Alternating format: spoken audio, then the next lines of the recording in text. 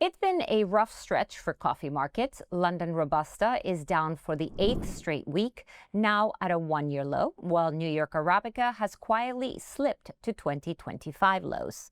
I'm Johanna Bota, and joining me today to break down what's driving the sell off and what could come next is StoneX's Market Intelligence Manager, Fernando Maximiliano. Welcome, Fernando. Great to have you with us. Let's start with the coffee harvest, which is currently in full swing in Brazil. Could this be the main reason we're seeing the drop in prices? Thank you, Johanna. It's a pleasure for me to be here. And just before we talk about why prices are falling, it's important to understand why prices were so high. Important to mention Brazil as being the largest producer and exporter, and also being the second largest consumer, has both huge supply and, of course, a huge industry as well. Understanding how the supply and demand works internally in Brazil can tell what prices are gonna go in the world. Of course, there are other things that impact prices, but understand Brazil is very important. So, what we had in Brazil in the first quarter of the year, we started the year with low stocks. In 2024, we exported over 50 million bags of coffee, and we started the year with these low stocks. And also, on the other hand, the industry has been doing what we call just-in-time management. Everybody knows what it is. Basically, they have very small amounts in stock, very small stocks, or no stocks at all. And this combination of low supply and demand from the industry was explosive for prices. That's the reason we saw prices so high in Brazil. And of course, it happens in outside Brazil as well. Industry overseas are not holding large volumes of stocks, and the supply was short in the first quarter. And due to those conditions, we saw prices rising to a historical high in mid February. But since late April, but May onwards, we're seeing a very strong downward pressure on prices. And that's mainly because of the harvesting in Brazil. So we had an early start for the harvesting, but it picked up. We saw a delay during April because of rainfall, but then it speed up again in May, and this increases the availability of coffee in the physical market, and it is putting pressure on prices in Brazil and outside Brazil.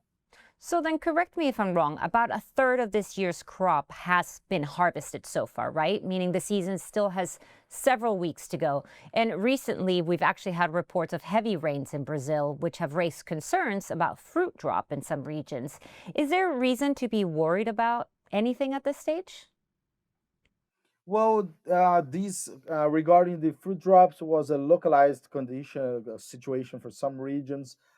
We saw, as I said, rainfall that caused delay in the harvest, mainly in April. And of course, we saw a scattered rainfall throughout some areas, but I wouldn't say this is a widespread concern for Brazil. The main thing is really the increase in the supply, as we're seeing, and also important to mention, everybody in the market was concerned about the output for Brazil this year because we had the weather issues for the Brazilian flowering last year.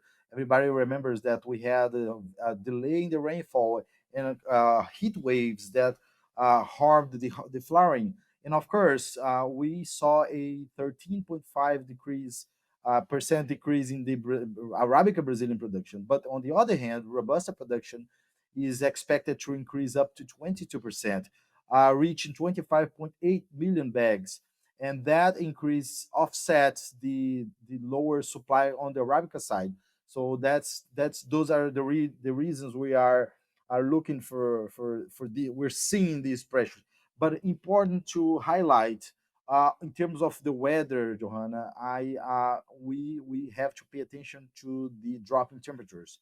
So we have a forecast for tomorrow, June 25th, that shows a sharp drop in temperatures in Brazil. That cold polar mass could reach southern of Minas Gerais, which is the largest producing region. There are differences between models. So, for example, the INP model from Brazil says there is a possibility of frost in some regions in São Paulo and extreme southern portion of Minas. But when you look at the American model, the GFS, or the European model, the ECMWF, we don't see temperatures falling that much. And also, we are seeing a condition with rainfall, and this decreases the possibility of losses due to frost. So there is a certain level of uncertainty, but we have to watch these dropping temperatures tomorrow, and of course, we still have a couple months on winter in Brazil, and this could we could see new cold polar masses that could come over coffee areas. That's really interesting, actually, Fernando, because we have an interview booked with Carolina Geraldo next week where we're going to be looking at that in further detail. But let's circle back to coffee prices. They've been falling sharply in recent weeks, especially Robusta. But like you said earlier, let's not forget that they were at all-time highs just back in February. Do you think that we can see a rebound, possibly retesting those levels? Okay, so the thing is, the supply and demand balance for 2025-26 is not comfortable, but it is expected to be a little better than was in 24-25, and mostly due to the recovery in production in Vietnam and Indonesia. The USA reports that the production in Vietnam is expected to rebound 7% this year. And remember, we had weather issues in Vietnam in 2024 due to El Nino. So now we are expecting a larger crop in the country. And also Indonesia, there is USDA reports that the production would increase by 5% in the 25-26 crop cycle. So there is this expectation of a more comfortable supply for the 25-26 crop year. But of course, this is not an ample supply. It's not what we saw, for example, in 2020 when we had a massive crop production. So it's expected to be a little better, but still tight. Also important, we could see prices rising, as I said, because of frost.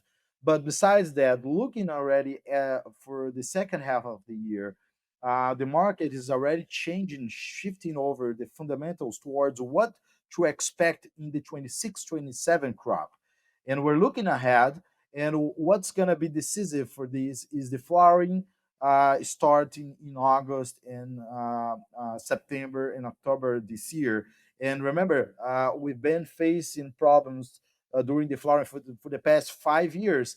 And now, again, it is a key moment that we need the rainfall to come on time and be steady in order to have a good flowering.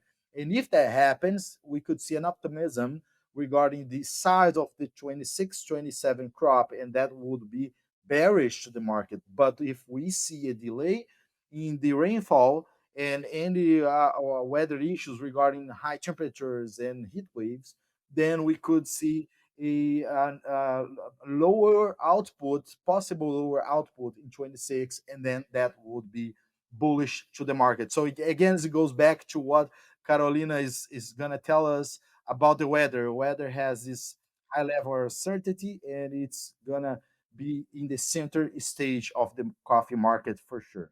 I see. Well, thank you so much, Fernando. I really appreciate you joining us. And thank you for watching. For more financial content like this, don't forget to like and subscribe to our channel.